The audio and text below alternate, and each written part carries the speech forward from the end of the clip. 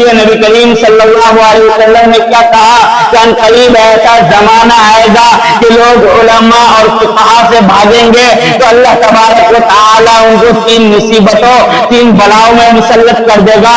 سب سے پہلا یہ کہ ان کی کمائی سے ان کی برکت اٹھا لی جائے گی، دوسرے نمبر یہ کہ ان پر ظالم بادشاہ مسلط کر دیا جائے گا، تیسرا یہ ہے کہ جب وہ اس دنیا سے رخصت ہوگا، جب اس کا انتقال ہوگا تو ایمان کی حالت میں وہ اس دنیا سے رخصت نہیں ہوگا، بلکہ جس وقت اس کا انتقال ہوگا وہ بغیر ایمان کے اس دنیا سے جائے گا۔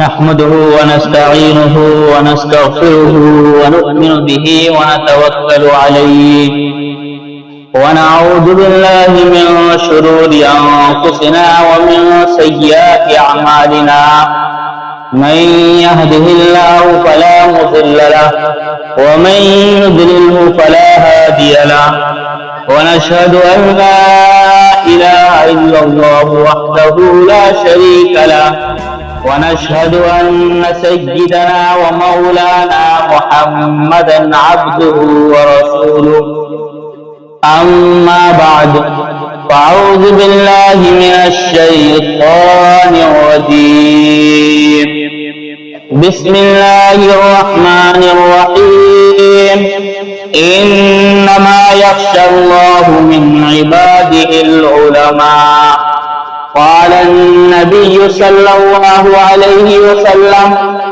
سيأتي زمان على أمتي يفرون من العلماء والفقهاء ويبتليهم الله تعالى بثلاث بليات أولها يرفع البركة من كسبهم والثانية يسلط الله عليهم سلطانا ظالما والثالث يخرجون من الدنيا بغير ایمان۔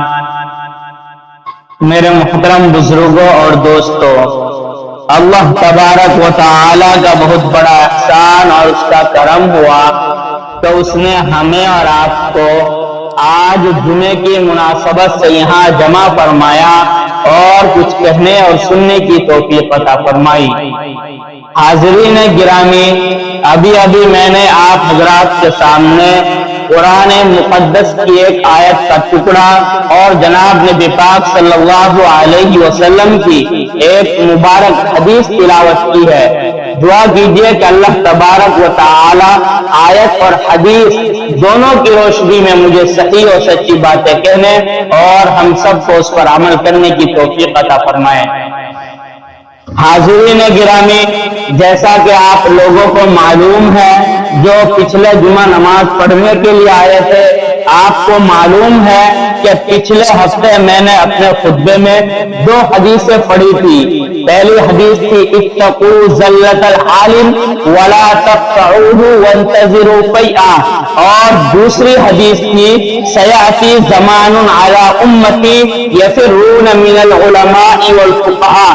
تو پچھلے ہفتے پہلی حدیث پر گفتگو ہو گئی تھی۔ اس حدیث میں یہ کہا گیا تھا، علماء کی عظمت کے بارے میں کہا گیا تھا، علماء کی تعظیم کے بارے میں کہا گیا تھا، اور یہ کہا گیا تھا اگر کوئی عالم کوئی غلطی کرے، کوئی گناہ کا کام کرے تو تم اس کو دلیل کے طور پر پیش مت کرو۔ اگر تم دلیل کے طور پر پیش کرتے ہو اور یہ کہتے ہو اگر ایک عالم کر سکتا ہے کوئی گناہ تو ہم جاہل ہو کر کیوں نہیں کر سکتے؟ تو نبی کریم صلی اللہ علیہ وسلم نے حدیث کے پہلے ہی جملے میں اس کی جڑ کاٹ دی۔ یہ دلیل جو تم نے پیش کی، تم جو کہتے ہو کہ ہم عالم اگر کوئی غلطی کرتا ہے، غلطی کرنے کی وجہ سے ہم لوگ جو عالم نہیں ہے وہ یہ کہتے ہیں کہ اگر عالم کوئی کام کر سکتا ہے، اگر وہ غلط کام ہے تو ہم کیوں نہیں کر سکتے؟ تو نبی کریم صلی اللہ علیہ وسلم نے بالکل منع کر دیا اور کہا اتقوا زلۃ عالم کہ عالم کی لغزش کی پیروی مت کرو. اگر عالم کوئی غلطی کر رہا ہے، کسی گناہ کے کام میں ملوث ہے، تو تم اس کو نہیں کر سکتے. عالم کی لغزش کی پیروی تم نہیں کر سکتے. پچھلے ہفتے اس موضوع پر گفتگو تھی. موضوع وہی ہے لیکن دوسری حدیث میں نے جو پڑھی تھی کہ سیاتی زمان علی امتی یفرون من العلماء والفقہاء. نبی کریم صلی اللہ علیہ وسلم نے کیا کہا کہ ان قریب ایسا زمانہ آئے گا کہ لوگ علماء اور فقہاء سے بھاگیں گے. علماء اور فقہاء سے بھاگنے کا مطلب کیا ہے؟ بھاگنے کا مطلب پہلے سمجھیے. علماء اور فقہاء سے لوگ بھاگیں گے مطلب یہ ہے اگر کوئی عالم بیان کرتا ہے، وہ دین کی بات آپ لوگوں کو سناتا ہے، آپ لوگ سنتے ہیں، آپ اس پر عمل نہیں کرتے، تو یہ بھاگنے سے مترادف ہوا. یہ مطلب یہ ہوا کہ عالم نے آپ کو کوئی مسئلہ بتایا، آپ نے اس پر عمل نہیں کیا، تو یہ بھاگنا ہی تو ہوا ایک طرح کا. تو مطلب یہی ہے کہ ان قریب ایسا زمانہ آئے گا کہ لوگ علماء اور فقہاء سے بھاگیں گے تو اللہ تبارک و تعالی ان کو 3 مصیبتوں میں، 3 بلاؤں میں مبتلا کر دے گا. وہ 3 مصیبتیں کیا ہے؟ سب سے پہلے کہا گیا اولها يرفع البرکۃ من کسبهم. سب سے پہلا ان کی کمائی سے ان کی برکت اٹھا لی جائے گی. آج ہم لوگ کتنا کماتے ہیں؟ بہت زیادہ کماتے ہیں. بہت سے لوگ نہیں کماتے ہیں، کم کماتے ہیں، لیکن موجودہ دور میں زیادہ تر لوگ بہت زیادہ کماتے ہیں. ان کے گھر والے کماتے ہیں، بچے کماتے ہیں. پہلے ایک آدمی کماتا تھا، پوری فیملی چلایا کرتی تھی، لیکن آج ایک آدمی کے گھر 4 نوجوان بچے، 5 نوجوان بچے کماتے ہیں، لیکن خرچہ مکمل نہیں ہوتا. تو مطلب یہی ہے کہ اللہ تبارک و تعالی نے جو کہا تھا کہ ہم ان کی کمائی سے ان کی برکت اٹھا لیں گے، تو یہی مطلب ہے اولها يرفع البرکۃ من کسبهم کہ سب سے پہلا ہم ان کی کمائی سے ان کی برکت اٹھا لیں گے. والثانی یسلط اللہ تعالی علیہم سلطانا ظالما. دوسرا یہ کہ ہم ان پر ظالم بادشاہ مسلط کر دیں گے.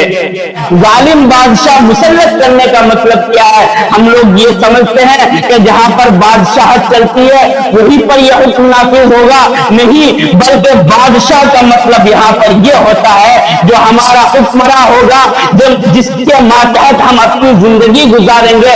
اللہ تبارک و تعالی ان پر ظالم بادشاہ، ظالم حکمراں مسلط کر دے گا. آپ لوگ موجودہ دور میں دیکھیے کس طریقے سے مسلمانوں کے ساتھ ناانصافی کی جا رہی ہے، کس طریقے سے مسلمانوں پر ظلم و بربریت کا پہاڑ توڑا جا رہا ہے، کس طریقے سے مسلمانوں کا قتل عام گیری کیا جا رہا ہے. آپ لوگ کے سامنے بالکل واضح ہے، آپ لوگ دیکھ سکتے ہیں ہر جگہ مسلمان پریشان ہیں. اور تیسری مصیبت کیا بتلائی تھی؟ تیسری مصیبت بتلائی تھی والثالث یخرجون من الدنیا بغیر ایمان.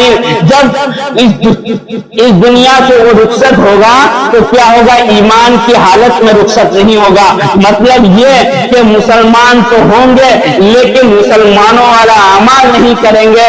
جب دنیا سے رخصت ہوں گے اپنے ہاتھ میں کچھ نہیں لے کر جائیں گے، بلکہ دنیا ہی کو لے کر جائیں گے، آخرت کو لے کر نہیں جائیں گے.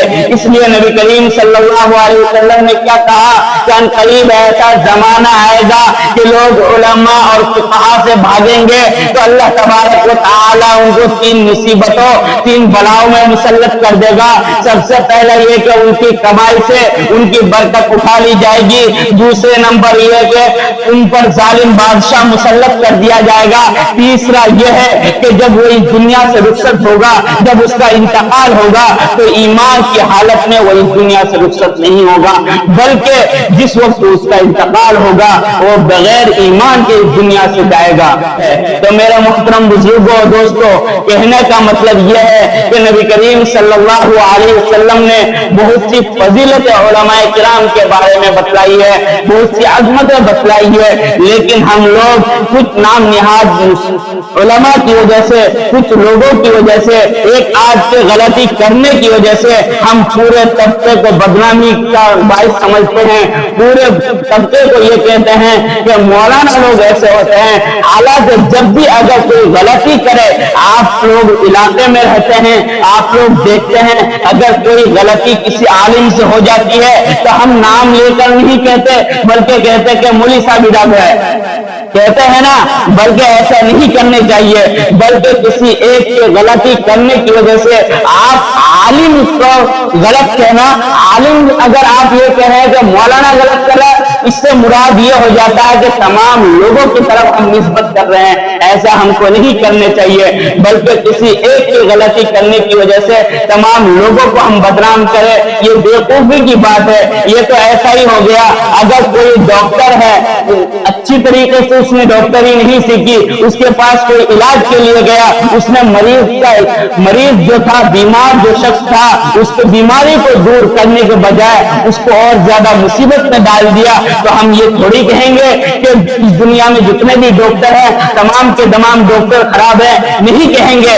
बल्कि इसी तरीके से अगर कोई एक आलिम गलती करता है, उस आलिम के गलती करने की वजह से हम तमाम उलमा को बदनाम करें, तमाम उलमा के बारे में गलत जुबानी करे, तमाम उलमा के बारे में गलत बयानी करे, ये बिल्कुल जायज नहीं है। इसलिए मोहतरम बुजुर्गों और दोस्तों, कहने का मकसद ये है कि हम जब भी जहां पर भी उलमा को देखे, उनकी इज्जत करे, उनका एहतराम करे, किसी एक आलिम की गलती करने की वजह से तमाम उलमा को बदनाम ना करे, बल्कि यही वो उलमा है जो आपके बच्चों को दीन की तालीम देता है। क्योंकि अगर ये उलमा ना होते तो आज जो मदारिस है, इसी तरीके से हम लोगों को इमाम मिल रहे हैं, मुफस्सिर मिल रहे हैं, मुहद्दिस मिल रहे हैं, इन उलमा की वजह से मिल रहे हैं। अगर ये उलमा ना होते तो हमें दीन सिखलाने वाला नहीं होता। तो मेरे महतरम बुजुर्गों दोस्तों, अल्लाह तबारक व तआला से दुआ करें कि अल्लाह तबारक व तआला हम सबको उलमा के अदब व एहतराम करने की तौफीक अता फरमाए। व आखिर दावाना अल्हम्दुलिल्लाहि रब्बिल आलमीन।